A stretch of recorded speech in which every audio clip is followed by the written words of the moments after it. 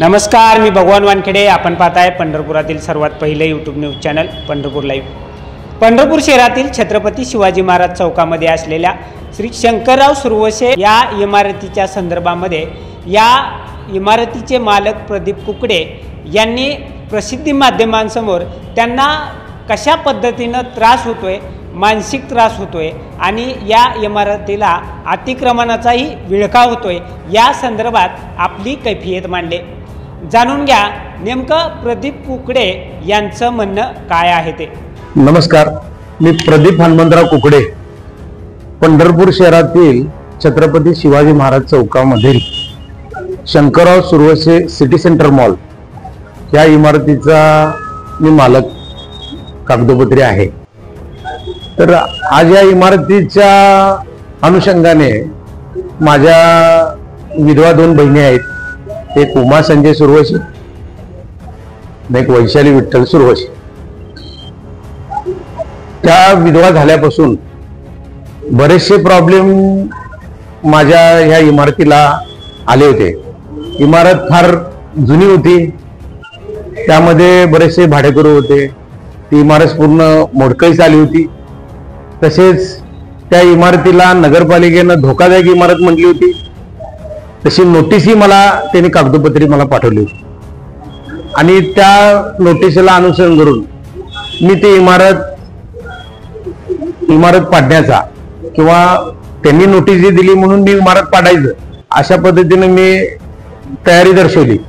तर त्यावेळेलाच इथं येणारे जे वारकरी आणि भाविक आणि इथले स्थानिक लोक आहेत यांना कुठलाही मोठा अपघात होऊ नये किंवा एखाद्याचा जीव वारकऱ्याचा त्यात जाऊ नये हा विचार करून मी ती मोडकळीस आलेली पूर्ण इमारत उतरवण्याचा निर्णय घेतला. मग ती इमारत पूर्ण मी 1.5-2 महिन्यामध्ये कुणालाही इजा न करता कुठल्याही भाविकाला, कुठल्याही नागरिकाला आणि स्थानिक लोकांना कधी कुठलाही न काय करता ती इमारत अगदी शांततेत आणि अगदी व्यवस्थितपणे उतरवून घेतली. त्यानंतर मी ती इमारत बाबा आज उतरवलेल्या या 2 विधवा माझ्या बहिणी आहेत.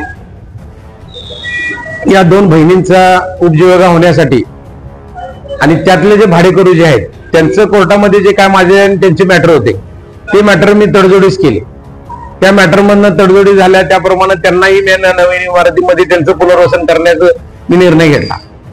तसंच ती इमारत पूर्ण खाली झाल्यामुळे मग मी एक कोणतर बिल्डर आपल्याकडे असावा म्हणून मी परिचारक बिल्डर्स ते सर्वस्वी मालक उमेश परिचारक यांच्याशी संपर्क साधला आणि बिल्डर या नात्याने त्यांनी मला कॉपरेशन केलं, सहकार्य केलं. त्यांनी बिल्डर या नात्याने त्याचं व्यवस्थितपणे नगरपालिकेची परमिशन असू दे किंवा आणि ज्या काय त्याला लागतात आर्किटेक्चर असू दे त्या एक चांगली वास्तू त्यांनी मला इथं उभा करून दिली. आज मी ती जी काय आज तारीख असेल या तारखेला जर विचार केला तर माझ्या या इमारतीचा अंतिम भूखंड टीपी स्कीम 01-381 नावानं आणि एक वेळा ऐका टीपी 01-381 या नंबरनं माझी ही इमारत छत्रपती शिवाजी महाराज चौकामध्ये रजिस्टरली उतार्यावरती आहे. आणि या उतार्यावरती प्रदीप हनुमंतराव कुकडे म्हणजे मी स्वतः आणि वैशाली विठ्ठल सुरवसे ही माझी बहीण अशा पद्धतीनं आमची या उतार्यावर नोंद आहे. आणि आम्ही सर्वस्व मालक असताना या माझ्या या इमारतीचा वेळोवेळी प्रत्येक वेळेला राजकारणाचा वापर काही राजकीय लोक करायला लागल्यात की कुठला माध्यम की बाबा माझी इमारत या इमारतीमध्ये मी ज्या बिल्डरकडनं डेव्हलप करून घेतलं ते ऍक्च्युली राजकीय आहेत. तर त्यांचे काय विरोधक आहेत की ते म्हणतात की ती इमारत परिचारकांची आहे. तर ती तशी नसून ती सर्वस्व हे प्रदीप कुकडे, वैशाली विठ्ठल सुरवसे यांच्याच मालकीचे आहेत आणि ते शेवटपर्यंत राहणार. आणि ज्या वेळेला ती रजिस्टर आहे ते शंकरराव सुरवसे सिटी सेंटर या नावानंच छत्रपती शिवाजी महाराज चौकात उभारलेले आहे आणि शेवटपर्यंत तीच राहणार. तरी वेळोवेळी कुठलंही इलेक्शन असू दे, खासदारकीचा असू दे, आमदारकीचा असू दे, नगरपालिकेचा असू दे, तर ह्या इमारतीचा परिचारकांचे काय विरोधक असतील की ते प्रत्येक वेळी ती त्यांची इमारत म्हणून ती वाचवण्यासाठी प्रयत्न केला, असं केलं तसं केलं आणि ती इमारत हे करा ते इमारतीला ते करा, अशा पद्धतीचे वक्तव्य वारंवार प्रसारमाध्यमातून प्रसिद्ध होतात. तर याचं फार म्हणजे इफेक्ट माझ्या पूर्ण फॅमिलीवर झाला.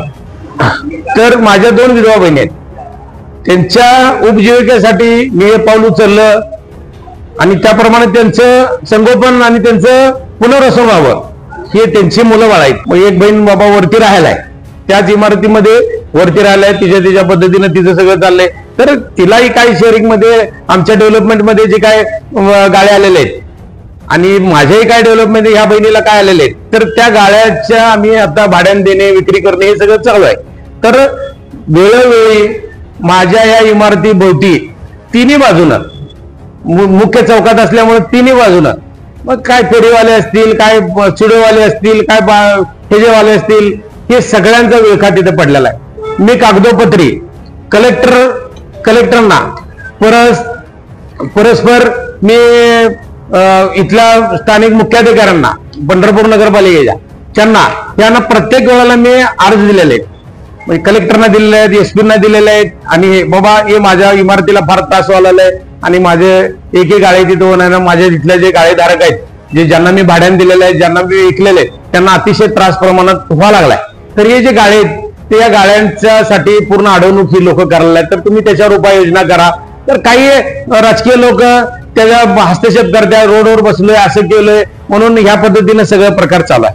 तर माझी हात जोडून विनंती आहे की बाबा ही कुणाची वैयक्तिक बाबा अशी प्रॉपर्टी नाही, ही शंकरराव सुरवसे ह्या वारसदारांची प्रॉपर्टी आहे.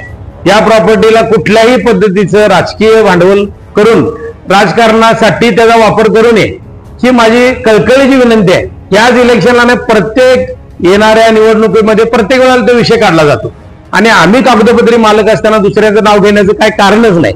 तुम्हाला अनेक वेळा मी शेवटचं सांगतो की हा नंबर लिहून घ्या की city survey number TP scheme 01-381 यावरती नाव माझंच आहे आणि माझ्या बहीण वैशाली विठ्ठल सुरवशी यांचंच आहे.